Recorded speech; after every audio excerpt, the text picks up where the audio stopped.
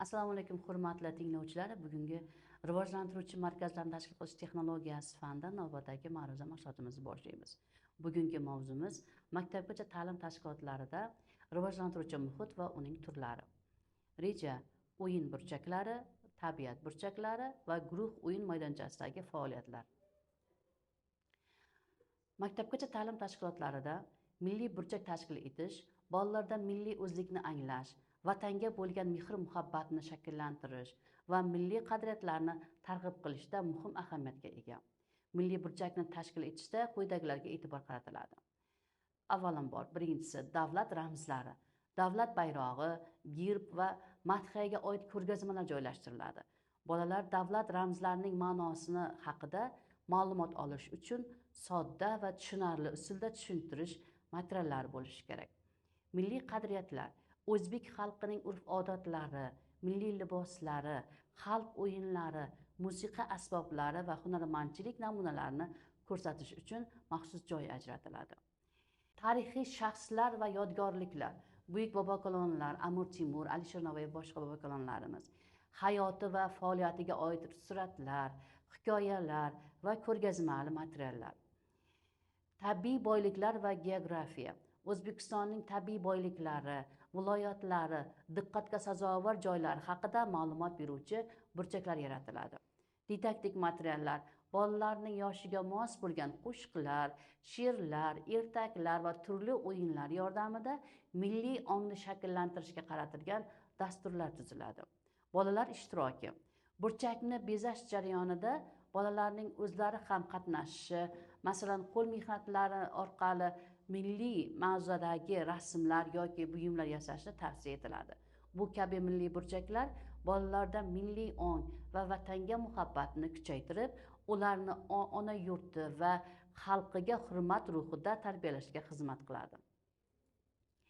Sport burchaklari.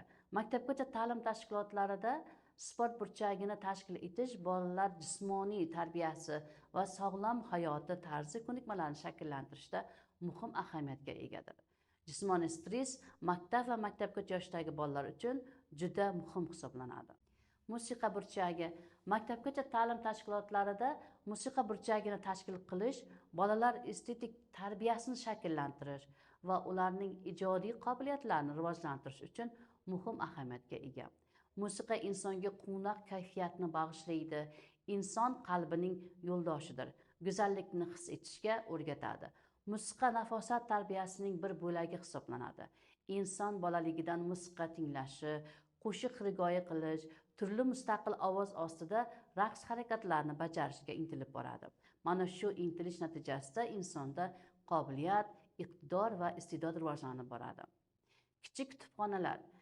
Kutubxona maktabgacha yoshdagi bolalarda badiiy adabiyotga qiziqishni shakllantirishda va kitobga g'amxo'rlik qilishda kitob burchagi muhim rol o'ynaydi.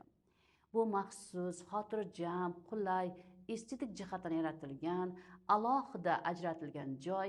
Bu yerda bola mustaqil ravishda o'z didiga ko'ra kitobni tanlashi va xotirjam ko'rib chiqishi, uni qayta o'qishi mumkin. Bu yerda bolalarning san'at asarlari bilan shaxsiy aloqasi, kitob va rasmlar va jurnallar va albomlarni ko'rib chiqishi mumkin. Kitob burchagini tashkil qilishning asosiy prinsipi bolaning xilma-xil adabiy qiziqishlarini qondirish.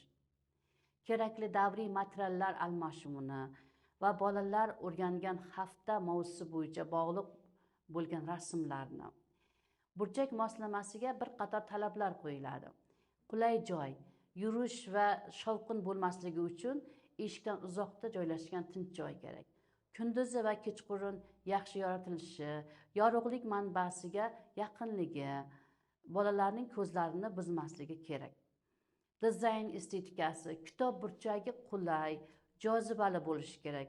Bezatish amaliy san'at obyekti bo'lishi mumkin. Devorga yoki stendga rasmlarning reproduksiyalarini, yozuvchilar portretlarini, rassomlar illyustratsiyalarini osib qo'yish mumkin. Qulaylik va maqsadga muvofiqligi. Bolalarning yosh xususiyatlari va ehtiyojlariga muvofiq kitob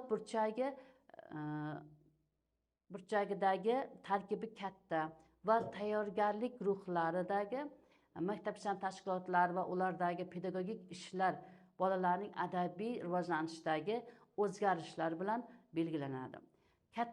Katta maktabgacha yoshdagi bolalar uchun o'qish ma'naviy hayotning muhim qismiga aylanadi. U adabiy odatlarga ega, shaxsiy qiziqishlarni ifoda etadi.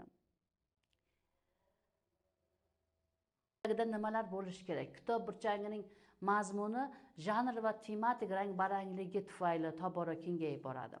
Kitob shkafdagi kitoblar soni 8 dan 10 tagacha yoki undan 12 ta xil kitoblar ko'paytirish mumkin.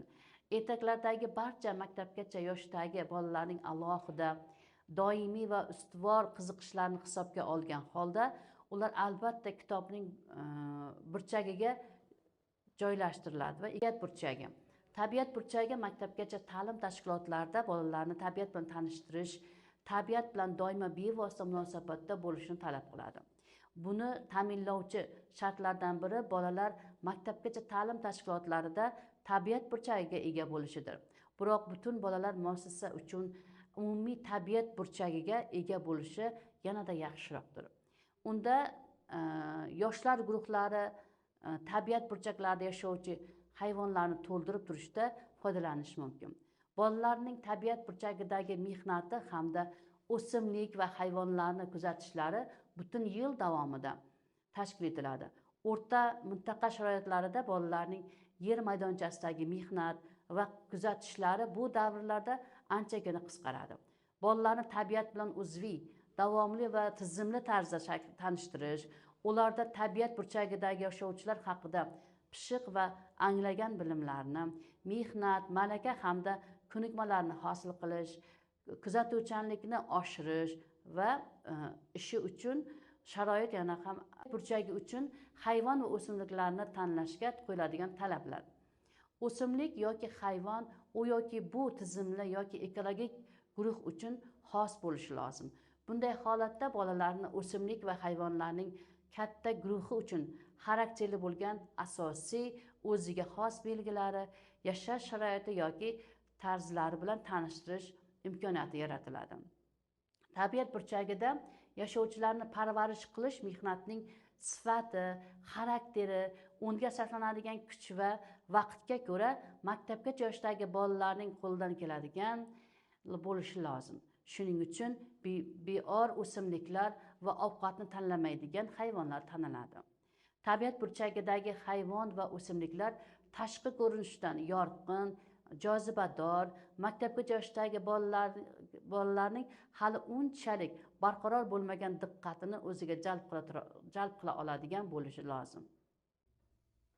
Bu turdagi o'simlik va hayvonlarning bir nechtasi mavjud bo'lishi lozim. Bolalar kuzatish obyektida faqat umumiy belgilargina emas, balki individual belgilarni ham ko'ra olish kerak. Bu bolalarni tirik organizmlarning xilma-xilligi hamda takrorlanmasligini anglatishga olib keladi.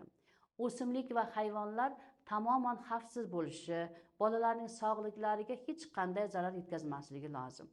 O'simlik va hayvonlarning bolalar tashkiloti binosidagi normal hayoti faoliyati, o'sishi va rivojlanishida binoning doimiy temperaturasini, karbon angidrid gazining katta konsentratsiyasini, quruqligi, shovqin-suronning mavjudligini hisobga olish lozim.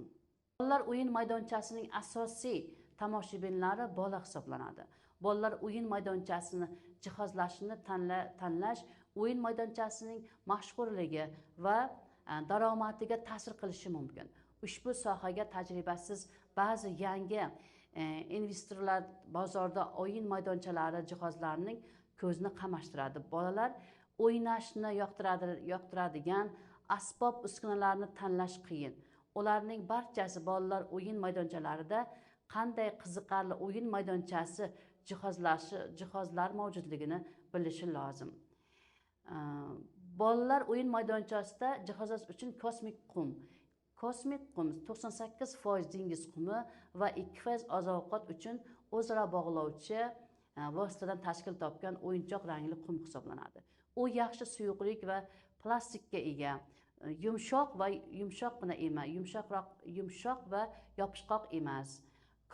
Kosmik qum bolalarning tasavvurini va ijodiy istagini rivojlantirishni va shu bilan birga bolalarning qo'l miya nervlarining rivojlanishini rag'batlantirishi va qo'l miya muvofiqlashtirishni yaxshilashi mumkin. Maktabgacha ta'lim tashkilotlarida rivojlantiruvchi muhit bolalarning har tomonlama barkamol rivojlanishini ta'minlaydigan, uning yoshiga, qiziqishiga va individual ehtiyojiga mos sharoitlari majmuasidir. Bunday muhit bolalarning jismoniy, ijtimoiy, aqliy, estetik va nutqiy rivojlanishini qo'llab-quvvatlaydi. Rivojlantiruvchi muhit quyidagi turlarga bo'linadi. Tashkiliy muhit, guruh xonalari, mebellar, qulay va xavfsiz joylashuv. Moddiy texnik muhiti, o'yinchoqlar, vositalar, didaktik materiallar. Axloqiy psixologik muhit, mehribonlik, hurmat, do'stlik va ijobiy munosabatlar. Estetik muhit, bezaklar, ranglar uyg'unligi, interaktiv usullar, tarbiyaviy texnologiyalar. To'g'ri tashkil etilgan rivojlantiruvchi muhit bola shaxsining erkin, faol va ijodiy rivojlanishiga yordam beradi. Bugungi mavzudan kelib chiqib, quyidagi topshiriqlarni mustaqil tarzda bajarishingizni tavsiya etaman. E'tiboringiz uchun rahmat.